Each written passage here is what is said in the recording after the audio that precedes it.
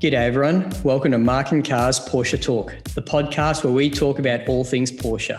If you love air-cooled, water-cooled, rear engine, front engine or even mid-engine, there'll be something here for you. But most importantly, we'll talk about the people who are passionate about our favourite brand. I'm your host, Marc Sheriff from the YouTube channel Marc and Cars.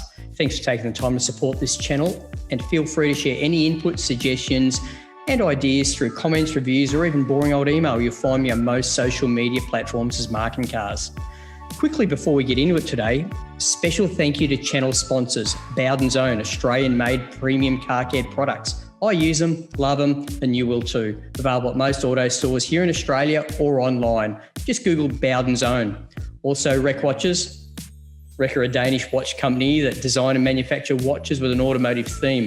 If you're a car nut, there's a good chance they make a watch using parts from your favourite brand. I wear one made from recycled 911 parts. I love it. They use world-class parts and movements to make the ultimate auto enthusiast watch. Check them out at recwatches.com. Anyway, today's special guest is Scott from Outlaw Garage. Scott, thanks for joining us today. Hey, Marc, nice to see you. Yeah, good to see you too. We've had quite a bit of communication back and forth over the last 2 or 3 years through social media platforms, that type of thing. It's been a few years, definitely, that's for sure. Mm-hmm. And look, firstly, big fan, loving the content. It is a joy to see the video content you're pumping out these days. And I don't know how you do a grown-up's job with what you're putting out there on your YouTube channel, with your Instagram posts and all that sort of stuff, but I appreciate it.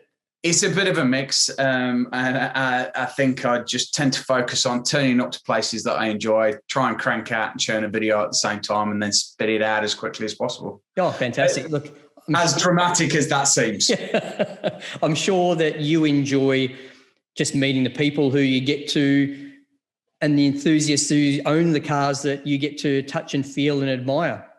Yeah, that's the main thing. And to be honest with you, there's a few people that I do videos with the first time I've met them. Yep. And then there's a fair chunk of people which either we've been out on drives and done a load of stuff and then we end up doing a video as well. So it is a bit of a mix, but it's good fun, and either the videos are a bit more car specific with a review of that type of car, or well, they can be a bit of a mix of me breaking down somewhere as well. Yeah, okay, sure.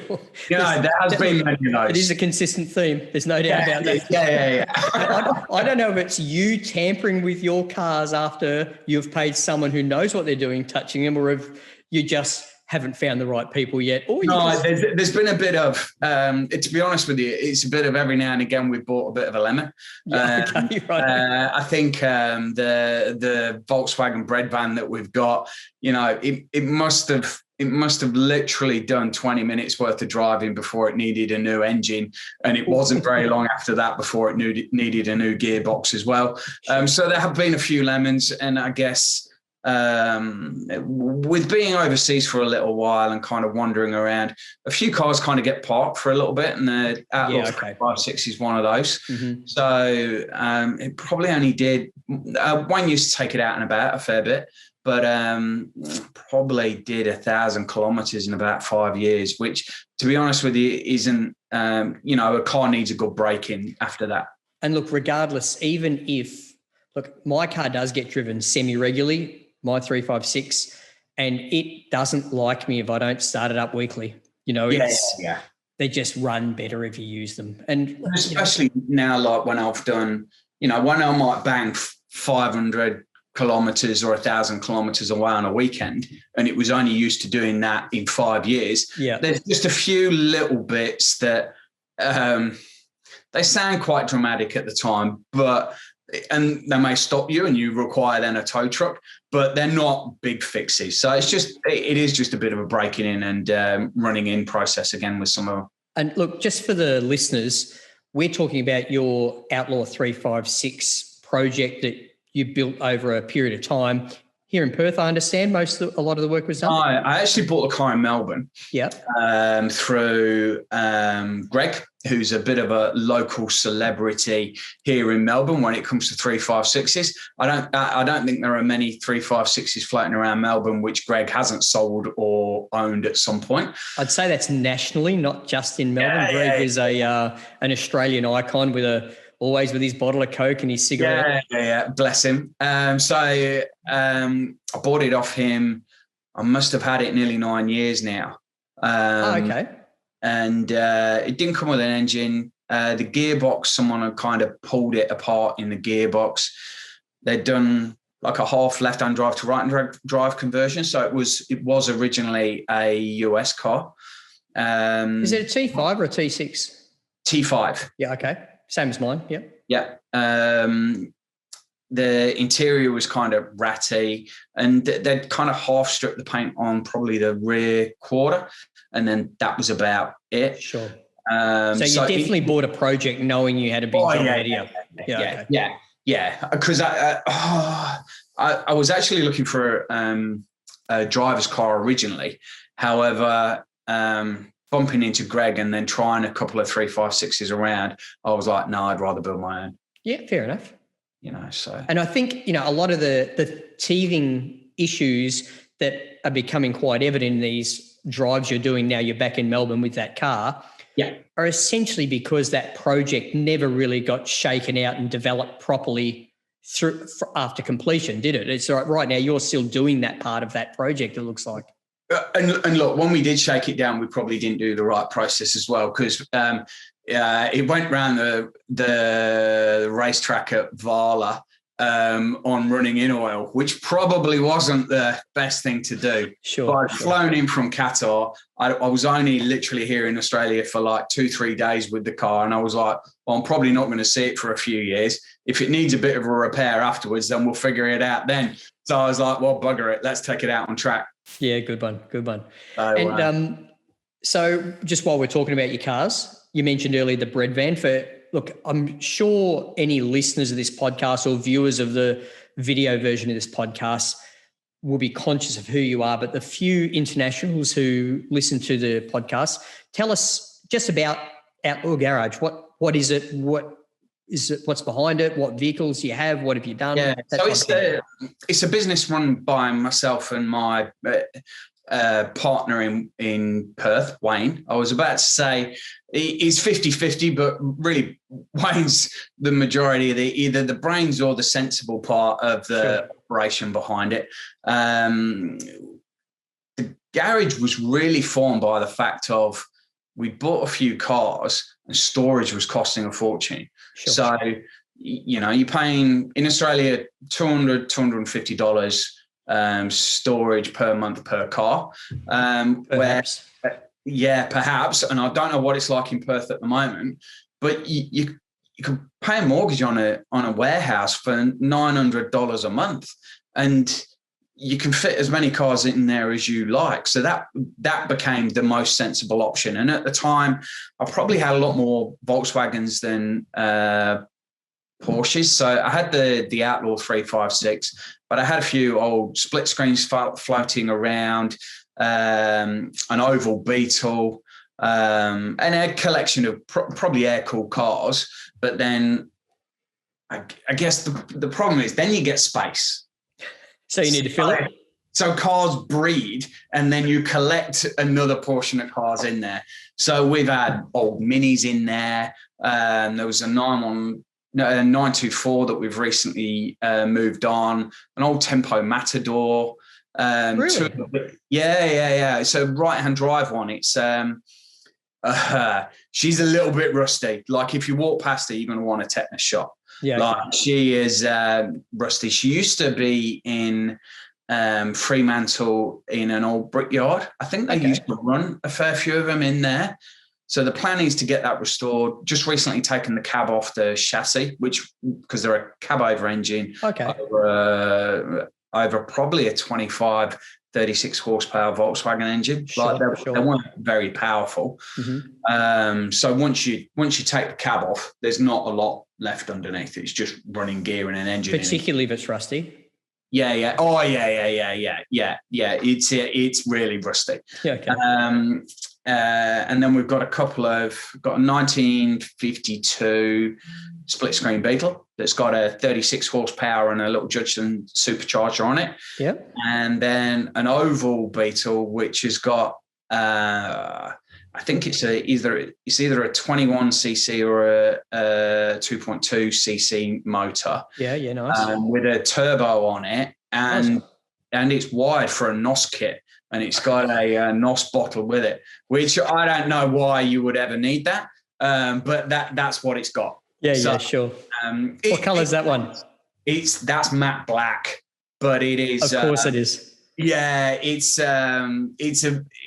is a safety hazard. It doesn't have license and rego.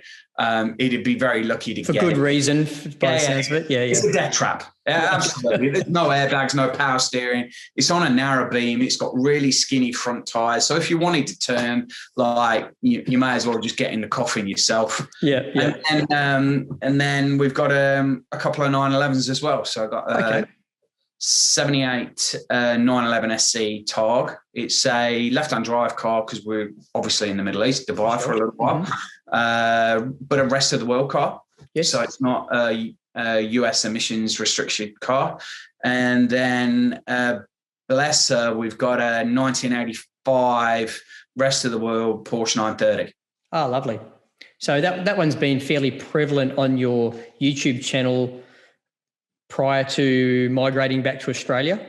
Yeah, that one, I guess, as we picked that one up, we shipped the Targa back to Australia. So that's a triple white car. So really, white wheels, white car, has a black hoop, but it has the white dials, and then it's got like a black and white interior on the inside as well. How Miami Vice is this car? Yeah, absolutely. It feels like you want to be wandering around in one of those linen suits. Yeah, sure. And look, and if you don't have one, you need to get one if you're going to drive that car around. But the 930, like, we've done a lot of driving in that, like that. It's had a reseal. It isn't particularly a stock car, so sure. It's only got. When I got it, it had about 30,000 miles on it. And I think I've probably banged on about another 15 on top of that. Where did that car come from? Originally it was in Germany for the first year of its life. Sure. Then it went to South Carolina. Oh, okay. I think what happened there is that it traded hands a little bit. And to be fair, probably the first 30,000 kilometers were probably done on track because had cams were upgraded to 964 cams, and the turbo was upgraded to the K27, so it's the bigger turbo. Yes, okay. And at one stage, it had drilled in the little holder in front of the shifter. It had a manual boost gauge adjuster. Okay. At some stage, somebody had some real fun in that. Yeah, sure. So, but she's a beautiful car, Weiss gold, so a white gold colour. Paint on the rear could probably do with a little bit of a touch up. I think there's probably, it might have had a bit of a bang on the wing at some point. Somebody's in the rear. But when the back end lets go on a 930, it's hard to bring back. In my experience, it's pretty impossible. Yeah. So I've been backwards in it before, screaming away. And I think people say, like, if you just lift off the accelerator a little bit on a 930, it's unforgiving. However, I only remember thinking about lifting off the accelerator. I actually don't remember doing it. And then the next thing, the wheels are screeching and I'm going backwards. Yeah, thankfully, it was on track, so it was pretty safe, but it was still a bit of a shock when you point a sphincter clenching moment by the sounds of it. Yeah. Really good fun, though.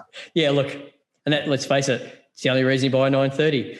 Just tell me, just through my naivety, 84, you said 930, was that right? 85, slightly modified. What sort of power does a car of that era put out? Well,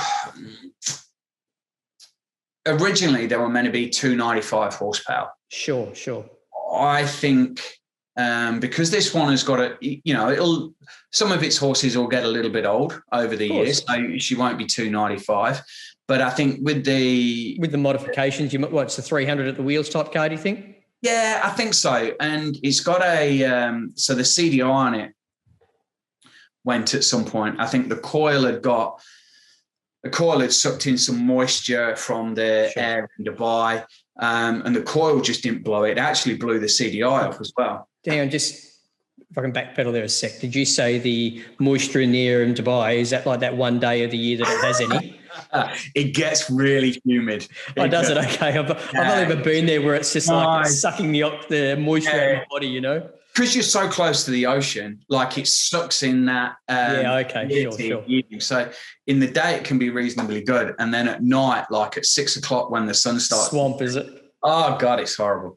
Yeah. And I should have probably been a little bit more careful driving it. And the humidity must have got in the coil. It blew the CDI up. I'd sent the CDI off to get repaired, but I actually probably, in fact, surprisingly, that's the original CDI. Because of course you'd put that in your luggage to bring back to Australia. Yeah. And inside, I can't. This one's actually screwed together, but all the electronics. It's not circuit boards anymore. It's all. It was all wax, and I sent it off for repair. They just took so long that I ended up buying one of those from the Classic Retrofit. Okay. So they're a tunable dual spark. Sure. You know, you get a little bit of extra horsepower out of that. Oh, without a doubt you would. Yeah, the CDI cams and the extra turbo. She's probably about 300. So she's good fun. Yeah. It's and like the 300 comes on like a light switch, no doubt. At that 3.8, she is a roaring fest. Car of its generation. That's all. Yeah. For sure. Yeah. Oh, absolutely. You're poster car. Mm-hmm. Yep. Perfect. And listening to the, watching and listening to your previous videos and your posts, I see you did a video on an RWB car not so long ago. Yeah. So. And I couldn't help but notice a little glint in your eye looking at those big fat guards. Yeah. I've been tempted by the RWBs from, there's a couple of really nice ones in Dubai. So the Emirates RWB guys, there's a red one, but regularly you see there's a blue and a green one floating around by a couple of the local lads. Lovely lads and lovely cars. And in fact, the blue one is fundamentally used as a daily driver. Like it is out and about all the time, and they're really nice. And then Churn and Chris Churn for RWB Australia here. He has a pink. I think it might be a Carrera. And then Chris has a 993. It's automatic, but RWB car, and really? It's airbagged as well. I can't imagine there'd be too many Tiptronic RWB cars around the world. That'd be pretty unique. No, I don't think so. And I think he'd been looking for a car to RWB. And to be fair, you could pick up a 993 Tip pretty reasonably priced to get a lot of driving experience, I'd imagine. Yeah, and it's very much, I think we kind of called it an urban street car because he drives between Geelong and Melbourne regularly, so he is whacking kilometers on that thing. Yep. And it's not really a racer, so I think it has that urban feel about it. Yeah, a lovely car, and then with the airbag setup, of course, sure, you're not taking that on track and expecting a degree of handling from that as well. So definitely a street car. Yeah, fantastic. And the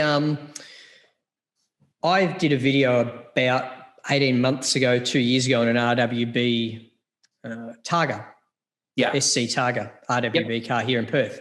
And was that backdated? Pardon? Did that have the backdate kit on it? Yep. Mm-hmm. Yep. Yeah. Okay. And it was I had it for a whole day. Yeah. I picked up like 6 a.m, dropped it off 6 p.m. type thing. Went out on a run with some guys and drove it in the country roads, all that sort of thing. And look, it's I love the look of them. They're an eye turner. Yeah, and as a driving experience, probably the wheels and everything are too big for non-track use. It's more of an aesthetic than a product of road driving. So as a result, I found the experience, like it was tiring. After the end of the day, you'd felt like you'd done 12 hours of Tyson, right? Yeah. But, you know, I've often feel like that after driving my 356 for 6 hours as well, you know, so it's certainly not unique in that front. And, but as a thrill, amazing motor car, like had the Wevo shifter in it and all that sort of stuff. It had a big VDM steering wheel custom thing. And yeah, it was just, it was a cracker of a car to drive, and, you know, take the roof off, hear the exhaust and look out your side mirrors, and the, you know, there's wheel arches to the horizon in each direction. You know, it's a cracker of a car to drive. Would I own one? If I did, it'd probably be like a later car, like a 993, 964 type conversion. Yep. But when we're starting to get into that sort of stratosphere of value, that's the challenge for me. You know what I mean? That for me is the because the prices of 964s and the prices of Porsches generally have kind of gone nuts now, particularly here in Australia.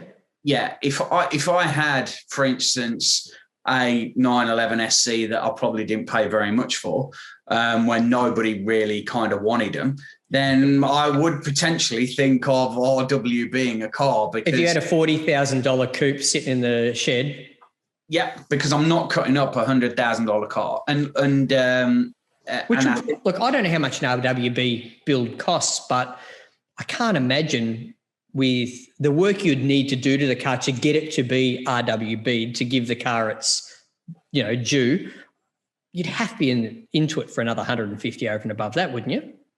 No. So, okay. It does, I guess, one sec. One sec. What it really depends on is what you want to do.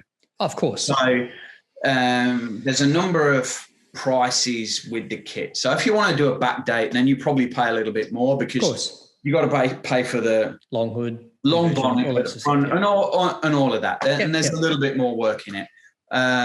There's a little bit more work in an SC, because I think they have to weld in at the back of your engine bay, strengthening for the suspension and the struts. Okay, sure. Yeah. Extra weight of the wheel. So on an SC, there's a little bit more work, but that's not a lot of work. Yeah. I guess depending on if you want to change the color of the car, you know, if you're going to paint the car, then that makes a whole lot of difference to the price. Sure. But the kit itself is relatively sensible.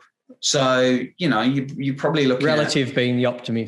Well, you know, you're probably looking at $5-6 US for a set of wheels.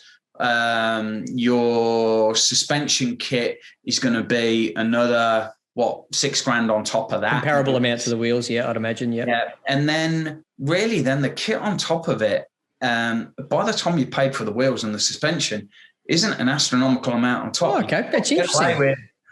$50,000, probably in that kind of ballpark. Yeah, okay.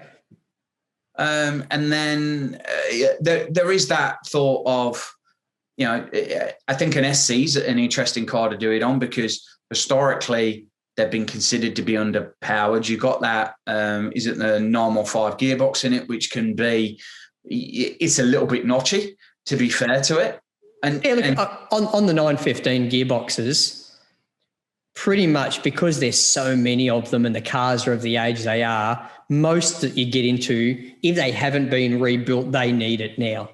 Yeah. And, and if you drive a rebuilt 915, I reckon they're pretty good, you know, but, you know, so it'd be no different to the gearbox in your 356 before. I was going to say that, like me, when you're driving your 356 and then you're getting a 915 gearbox, you're like, well, this is absolutely wonderful. However, they can be a little bit funny. Sure. But there is plenty that you can do to a 911 SC engine to get horsepower out of it, you know, and still keep that same gearbox. You know, there are guys here in Melbourne that have turbocharged them, put launch control on them, and they're getting 300 horsepower out of that. And you got to remember that the reason why the 930 was 4-speed was because they were concerned about that power transmission through that 915 gearbox. Yeah. Where there are people here that have actually done it. And I appreciate, the engineering in Porsche that they probably won't, I don't know if I want to do that and warranty it, but you could then get a little bit more horsepower out of it. And I think if you did that with an RWB SC, I think the experience would be a little bit different. Yeah, sure. Look, on that gearbox point you just brought up, 915 gearboxes haven't been made for 35 years now. Yeah. Right. So ultimately, the crown wheels, the pinions, the synchros, the gears themselves are either that old or you've put new ones in, and the metal they make these things out of now is far superior to what they did that long ago. So if you've got, like, if you rebuilt a 915 with a lot of new parts in it, it wouldn't even flinch at a 300 horsepower output, I'd imagine, compared to the 915s back in the day, like you said, 930 turbo, that sort of thing. But look, and I think if I did one, I'd take it out on track. Yeah, sure. I've taken all my Porsches out on track. I'm not one for, I didn't drive it somewhere. It'll be out in the rain and it'll be out on track. And fantastic. Drive it as it should be. Yeah, and that's the way I believe it should be. I appreciate that there are cars that probably you want to be a little bit more careful of in the price bracket and the number of kilometers on, but I don't buy a car which is not to be driven. And look, if the reality is, if you're in that price point of that finished project of that RWB car from the SC, there's not many cars you could buy that you need to be fussy about the cage you're putting on them. Let's face it, like, let's say you did go out and buy an SC today and you did the RWB and you did everything to it. You turboed it, you did everything right. You're only in it, well, I won't say only, but you're in it, say 200 all up, okay? By the time you've done everything you want to it. It's not like there's many Porsches you'd be fussy about being concerned about the cage you're putting on a $200,000 Porsche. No, and I find here in Australia, like those... the cars here in Australia have got a lot of kilometres on them. Like, they've been driven, those cars. Big country too. Yeah, you see well over 100,000 kilometres on a car, knocking on 200,000 kilometres, easy, where you're picking cars out of the States and the Middle East, and they are nowhere near that at all. Yeah, sure. So I think they are considered a driver's car and a driver's experience here, and not as... Their props weren't as cherished as they were in other countries during that period of time where they were unloved. Yeah, fair enough. Yeah. Look, they've got a lot of kilometres on here. Original, lot of really, really original cars, and a lot of high kilometre cars is, if I compare Europe, the States and the Middle East to here, that's the massive difference. Originality in the high Ks. Yeah, sure. I do think a lot of that has to do with, one, the size of the country. Everywhere you go is a long way away. Yeah. Particularly if you live in WA. Now, and the other part of it is our weather. So the cars just last. Yeah. So there's that part of it. And I actually think it might be a lot of, look, this might not be the right way to word it, but Porsche's always sort of, to me, has been the working class sports car of the European sports car umbrella of cars, And a lot of people, for me growing up, I'm sure you and I are of comparable age, there were people they would have a 911 in the driveway, but they wouldn't have another car. That would be their car. Yeah. It's not like they've got their Commodore they drive to work during the week and then they only drive their 911 on the weekends. That 911 was their daily and their sports car, their weekend. Yeah, and I guess if you had your choice out of a 911 or a Ferrari, like, God, if you had a Testarossa, like, what are you doing? A water pump every 2 years and that's the engine out. You're checking the timing belt, where unless I need something catastrophic done on my 911, I might change the plugs, but then I'm doing oil filter and a bit of timing and tuning. So it's a big servicing difference. Oh, massive difference. Yeah. Like, and the Ferraris, like, they look great cars, but there's a difference between owning one and then being able to afford to drive one. Yeah. Oh, look, a lot of people talk about that with regards to late model air-cooled cars too. Yeah, in the podcast, I've spoken to owners of different series and models 911s, and because I'm quite keen on getting a later model 911 at some point, somewhere from a 3-litre SC through to a 993, depending where budget fits at that time in my life, right? But they're saying, look, don't confuse buy price with ownership price, because whereas as soon as you get into the water-cooled cars, they're set and forget at a whole different level again compared to the air-cooled cars with a... Oh, different though, isn't it? So, look... Hang on, wait, I just said water-cooled for the sake of someone not tipping over who probably doesn't listen to the podcast. I'm going to refer to it as liquid-cooled, okay? So, I guess my 930, bless her, when she needs me, she's never let me down except for when the CDI went, which was probably my fault. She's only let me down once. And I've done some big drives in it, sat in it for 23 hours. We've driven from Dubai to Oman. It's a hell of a trip in the middle of nowhere. I can imagine. But servicing and any repairs on it are astronomical compared to the SC. Like, it is totally different. Sure. So, I had a fuel pump go on the 930. It's got two. So you're meant to replace both of them at the same time. Thank you. To replace the fuel pumps on the car was more than it cost me than for a whole new Volkswagen engine for the bread van. And that was an engine bought, fitted, installed, and running. And I got two fuel pumps for that, and I don't think I even got them fitted. And then like the luckily you had Middle East labour prices. Yeah. The SC is not too bad. And comparing a 911 to the maintenance cost of a 356, unless you've really got to do like the heads on a 356, you pay $4,000 US for a new set of heads. I get that. But that's a blip in the ocean when you're talking about 911 prices. Like, it's a whole different ball game. It is. But I spoke to someone recently who had to go through a 3.2 litre motor rebuild. Oh, yeah. The pistons and cylinders, nothing else, just the pistons and cylinders were like double the price of the parts and the labour to do the full rebuild on my 356. And then I had a V8 Panamera for a while. Okay. And good car, bad car? It blew up. So okay. It has the same bore scoring issues that the V8 has the same bore scoring issues that the 996 has. Is that the same V8 they use in the Cayenne? We don't know. Not sure, to be honest. Okay.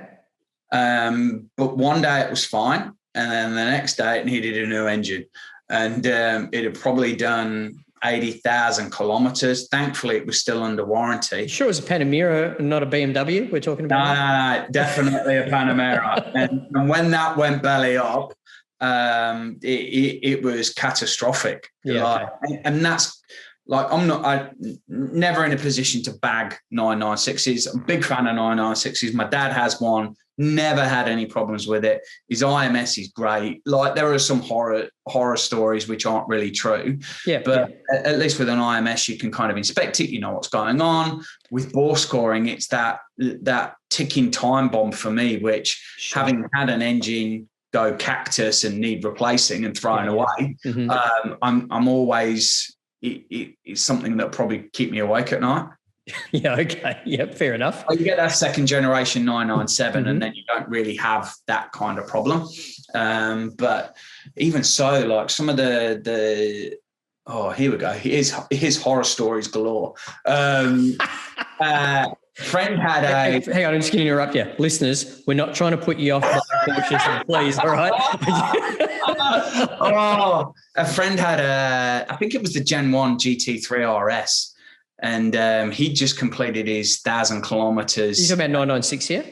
What no, Gen 1, it would have been a 991.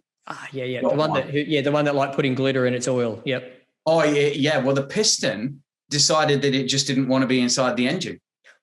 And after 1,000 kilometers, it just came out and just walked off.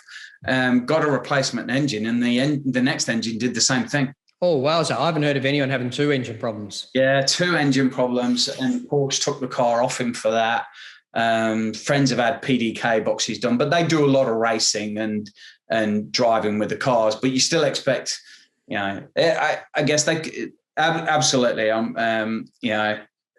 They're brilliant cars, but no brand's exempt. And let's face it, people are buying Porsches to wring the neck out of them as a general rule. So yeah. They'll do their 1,000-kilometer wearing in one day. They'll just take the day off and go for a drive and not do the oil change and then just smack it.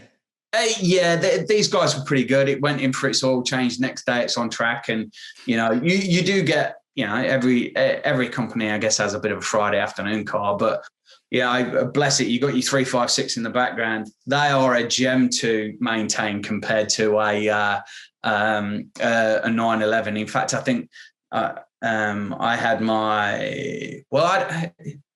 I guess people might not know that I actually don't run a 356 motor in my 356. Was it Type 4 motor or something in there? Is it? Type 1 motor. Okay, yep. But it's a 2.4 with a dry sump. So okay. To fill the Is it 200 horsepower motor or something, is it? Yeah, a little bit shy of that because the stance on the car puts a little bit too much pressure on the gearbox. Yeah, okay. So that's another story. I sympathise with your problem there. Yeah, because I like the low look on my car too. Well, we recently had to replace the ring and pinion in the car. Oof, yeah, that's not cheap. Those crown wheels aren't cheap. Yeah, they're about $4,000 a pop. And then, of course, with all the plumbing and the wiring in the car. And once you got that out, let's face it, and you're doing that, you're not just doing that, are you? No. There's a whole lot of other stuff to do, but I think that was mainly to do with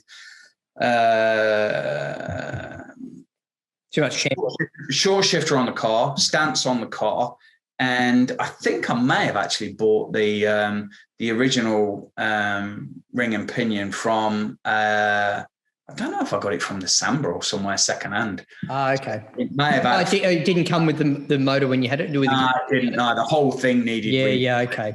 Sure. Yeah. And probably 9 years ago, it didn't feel like it was that easy to get some of those parts. Yep.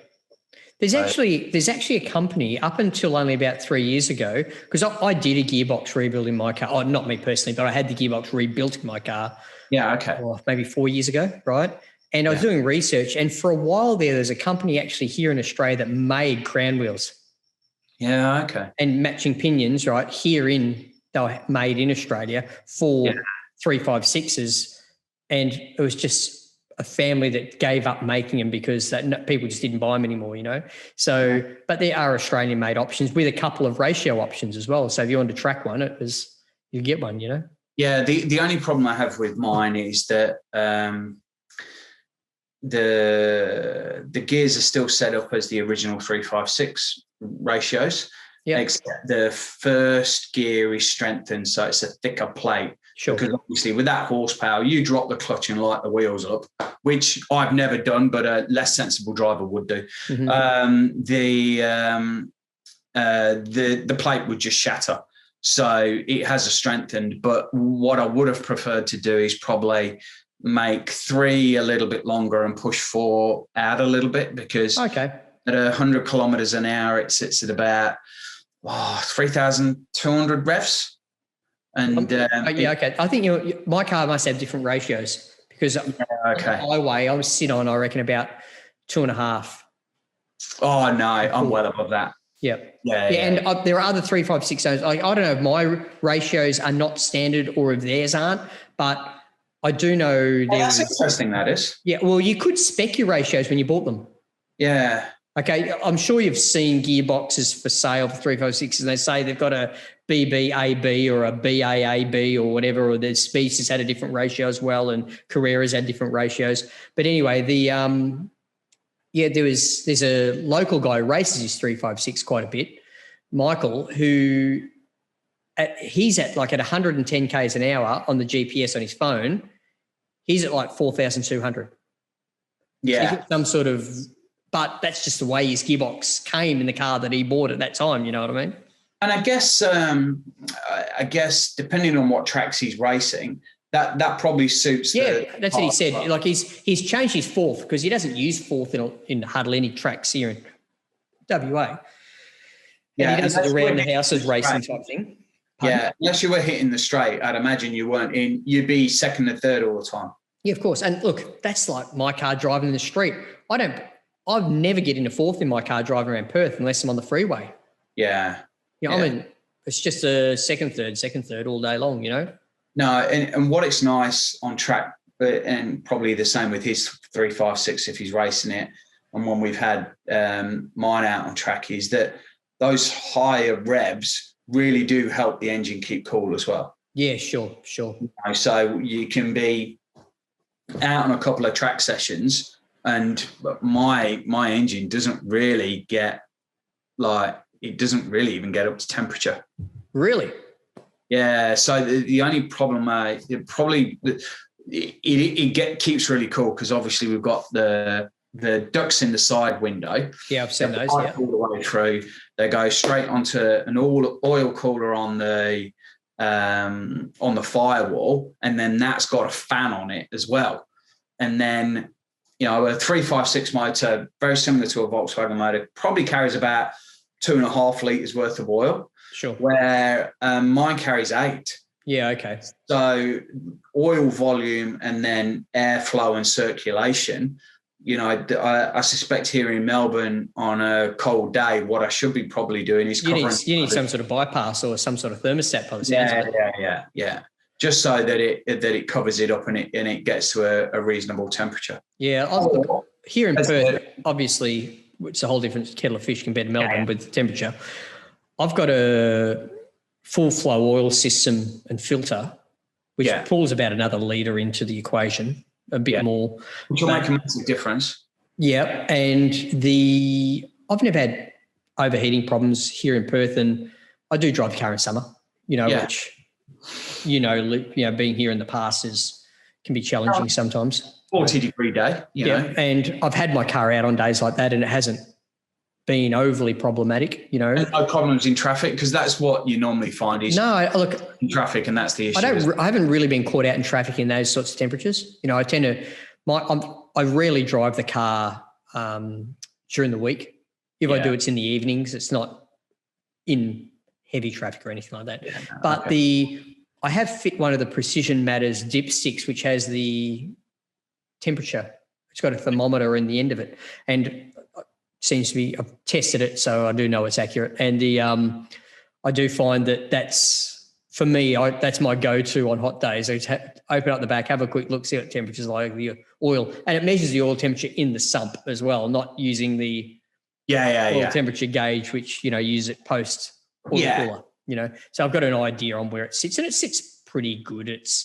I'm pretty happy with it, but that's 356 ownership. It's has its merits and its. Yeah, but same as a 911 or if my 930 got stuck in traffic in Dubai, I've had to pull over before because, you get the heat soak from the turbo. Sure. And then you're in 40 degrees, 43 degrees heat, and then you're surrounded by trucks and other cars that are emitting heat onto you. And sucking all the air from you. Yeah. Yeah. And you're soaking all that in. And I've had to park up before, just let it cool down a little bit and then kind of wander off when the traffic is kind of cleared. So not an uncommon problem when you're, if you're in England or the States and you're not in 40 degrees, then you're probably getting away with it all the time. But in Perth, particularly, not in Melbourne, if it was 40 degrees in Melbourne, you wait 20 minutes and it will rain again. Yeah, that's right. But, although I have felt like I grew up over there, so I'm very familiar with the weather.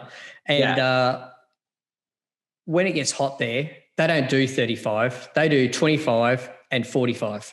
Yes. Yeah. You know? Yeah. There's nothing in the middle. There's nothing in the middle. You know what I mean? It's just chaos with how hot it gets. Yeah. Yeah. Hey, listen, while we're talking about cars in general, what's on your wish list? What's something that's realistic that you are sniffing around on sometime in the coming year, 2 years, 3 years? Probably in the next year. I think there's a bit of, so if I take the garage to start off with, I want to get the 52 Beetle out here to Melbourne, but that's a necessity. Original paint car on most of the panels. I want to get that out here. I want to get the Tempo restoration kind of started. If it comes to a new car to the garage, considered a 912. You're getting dear.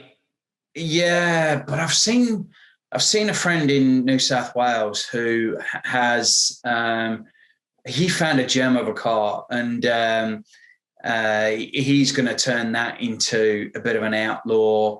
And I've got a bit of a soft spot for a 912. There's a pretty cheap one that's been for sale here in Perth for a little while.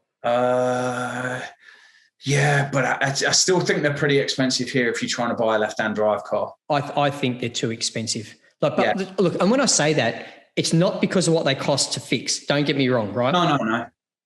Look, if you've got body problems, it doesn't matter if it's a 911 or a 912, it's the same cost to fix. It's all the same. Yeah. Right. So, you know, if someone says they've done a full body restoration on a 912 and they want 100 grand for the car, there's probably 80 grand worth of labour and panel work done and paint done on the car, right? Let's face it, there's no ignoring that fact. And a left-hand drive car, a 912, in my opinion, in Australia, is not worth 100 grand because that's what they cost though at the moment. If you want a half decent one, you know. I know, but I could go over to the States and I could probably spend 30, 35, get it shipped in, and I'm at 40. And if I'm going to drive it, I've still got 60 grand up my pocket, which I could do something with. Yeah. Like I just, for that, I personally would buy one from overseas. I agree 100% with you. I think your thought process is the same as mine on the 912. Yeah. And look, I like them. In fact, I drove, it would have probably been maybe 12 or 18 months ago now. I drove a 912E. Yeah. Okay. So the G body. Yeah. Car, right? With a Type 4 motor in it. And I've owned a 914 in the past, so I'm very familiar with what those motors are like. And essentially the same motor was in that 914 I had. And I actually thought it was a pretty good car. It was a much better balanced car on the road than a G-bodied 2.7 911. Yeah, okay. Yeah. But I've never driven one. Aesthetically, I'm not overly chuffed on it. If I was to buy a 912 myself, and I do like them. Yeah, you'd want an earlier one, wouldn't you? I want a long hood. Yeah. So that's probably on the list. Yep. However, I have contemplated modifying the 911 SC. And I think if I modify that, then I probably won't get a 912 because then I won't really see the point in that. Yep. I'd never convert them to right-hand drive. I'd always keep them left-hand drive, but I might modify it and do some work on it. Sure. I just kind of weighing up that. I think if I was going for something more modern, and this might be a bit of a left field car, I've got a bit of a soft spot for a Cayman R. I reckon they're too dear. Well, they are expensive here. I do get that, and there's a lot of automatic ones, aren't they? But can you get one for say 100, 120-ish? Is that the kind of ballpark? The last one I saw for sale was that sort of money, right? And look, I've got to tell you, and certainly any listeners that own Cayman R's, they are beautiful cars, great driving cars. Everything about them is fantastic, right? But I could buy a pretty good manual Cayman S for say 60, tip 30 into it and make a better car than a Cayman R. Yeah. And I've... Don't get me wrong, it'll never be Cayman R, right? And the Cayman R has its own kudos in the future. So if you buy a Cayman R and in 10 years' time you got to sell it, that Cayman R will always still have its... Yeah. Yeah. So that has been my, that's probably been on the radar for a little while. I saw one in Dubai that a guy was racing and he looked like he was having a whale of a time in that. We were up at the Winton Raceway here in Victoria. It's probably, I don't know, in the 356, it was about 3 hours away. But in the Cayman Islands, it's probably not that far. 45-minute drive. Got it. And there was a couple there. The lady was driving the Cayman R, and the husband, I think he had it might have been a 996 GT3 manual. Okay. But they were squabbling over who was going to drive the Cayman R. Yeah. Okay. So they were having a right good time in that. And a car along a similar theme, I'm actually picking up tomorrow evening for the whole weekend to do a video on for my own YouTube channel, is a 987 Boxster Spider. Oh, see, that was probably the other one that I was going to say. Similar money, right? You're around that 100 to 110 mark. Look, to me, good looking car. I like that. I do like that Boxster Spider. Yep. And, I thought they were a little bit more. I thought they were more around the 200 kind of mark. No, look, not for a 987, right? This one's got every option. So it's not as light as the original Boxster Spider. It's got a PDK with the paddles behind the steering wheel, with a sports steering wheel. It's got the noisy exhaust option. Oh, I actually went sold. And this is a triple black car, black wheels, black body, black interior. Keep an eye for the video. It'll be out in the next 10 days to 2 weeks. Anyway, it's currently for sale, and the gentleman that owns it's got a couple of other Porsches, so he needs to thin down the garage.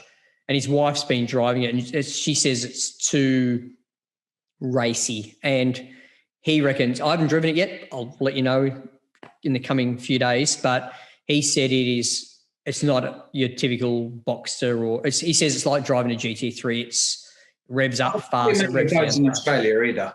And I know Australia can be a little bit of a strange market for numbers of cars. But they can't 37 of them came in.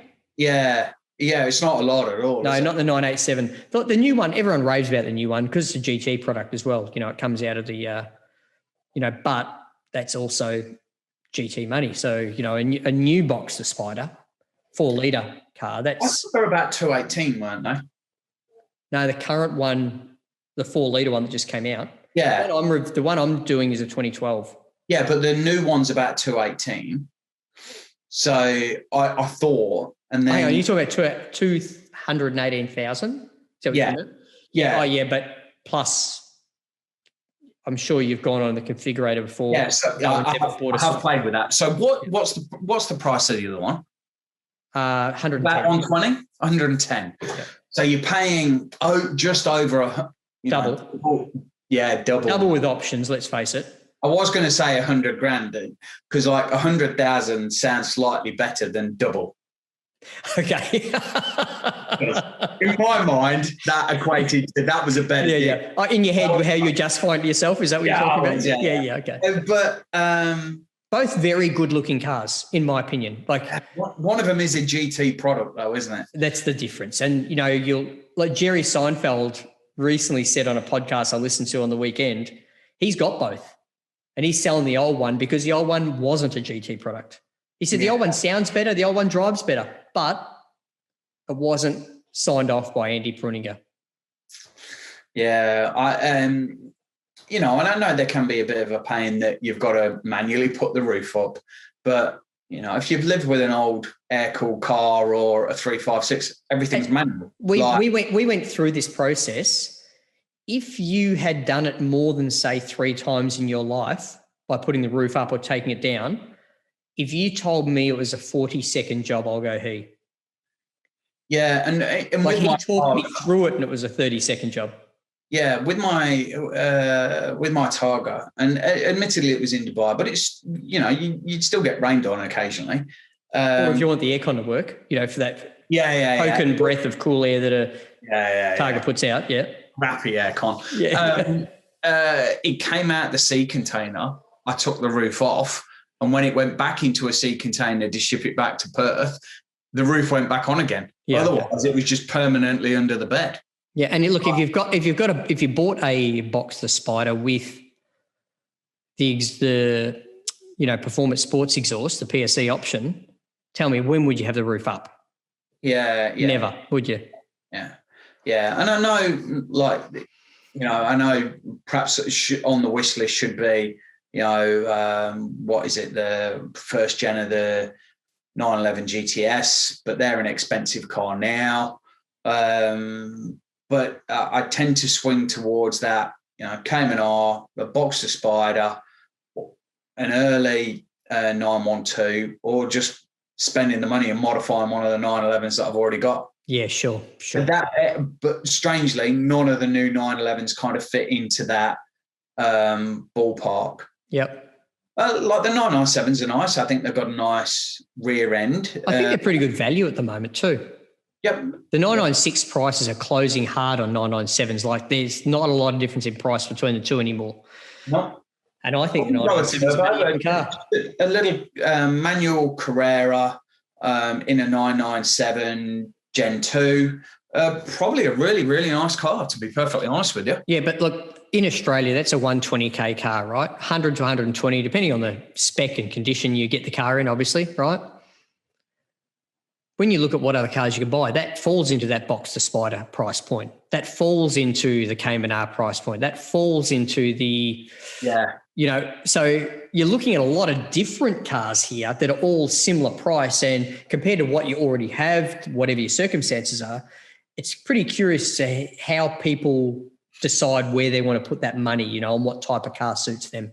Yeah, and I think you could still get away with, if you don't live too far away from work and you want to shuttle 5 kilometres backwards and forwards to work every day, you can still do that in a Cayman-R or a Gen 2 997. Not sure you want to be doing that in a Spider, but there's still plenty of options out there. And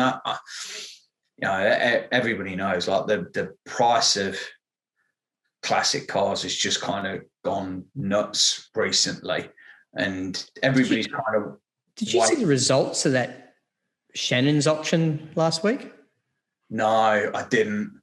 I have actually tried to avoid car prices recently, but it's shocking. Some of the.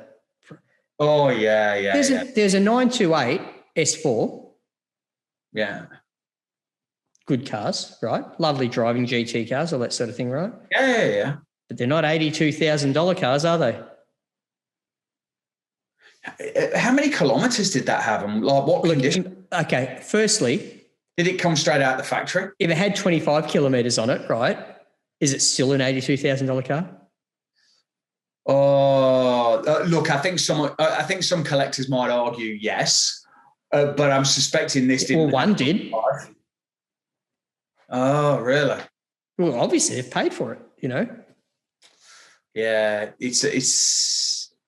that's a phenomenal amount of money. Because I've recently... I actually called the police because I thought it was fraud. Right. I recently sold my 356A convertible. Oh, yep. Australian delivered car. Lovely. Not matching numbers. So it's a period correct engine. I think is a 58 car. The engine was a 57. Still a 1600 though. Yeah. Not original paint. It used to be a white and ivory car, and now it's silver, red, black hard top roof. It doesn't have the soft top element to it. Sure. I bought the car probably 5 years ago. Never even sat in the car. Restored it, sold it. It was just a car which it didn't feel right that it was kind of me. Yeah, fair enough. It was far too pretty in all honesty. Okay. They are pretty cars. Cars, It was too pretty for me to go, well, I'm gonna really take this out and drive this. You didn't want to wring the neck out of this car, did you? No. And I sold that. I could have probably got more for it, but I was happy with the price that I got. And I'm just like, surely these prices have to stop going as mental as they are at the moment. I don't see how sustainable.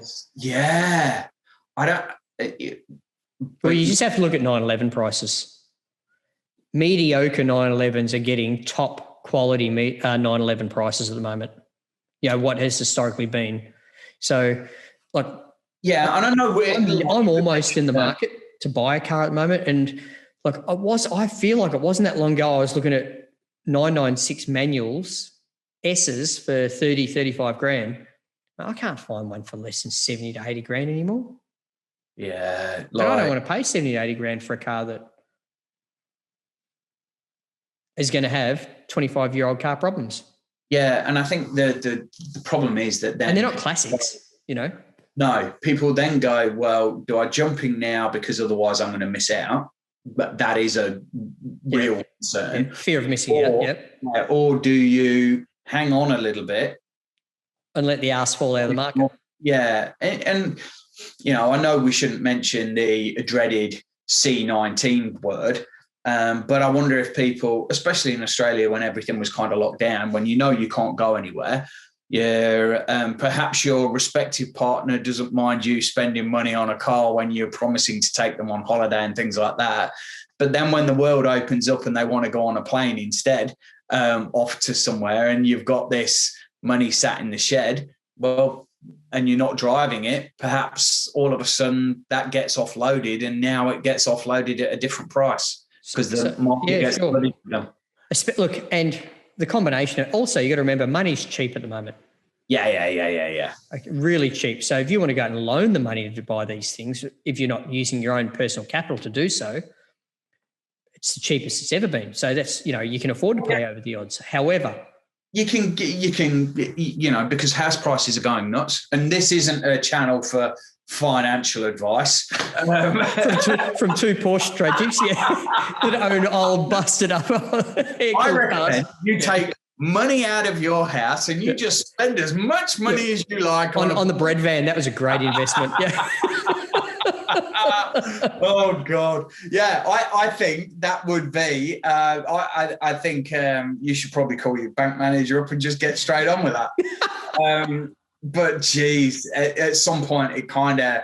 It has to come off, doesn't it? It does. And then it's if people are going to hang on to them and just ride the storm, or some people will just let go of them and the prices will kind of drop a little bit. But I know... It's a bit of a tough one, especially, as a 356 owner, the very few people of mine and your generation aspire to own a car that is traditionally aspirational for the generation before us. Yes.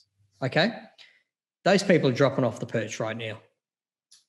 Yeah, and you see it with the 356 club or Holden clubs and Ford clubs. But look at the value of look at the value. You go and buy a Ford Model T, right? Yeah. They're cheap as chips. Yeah.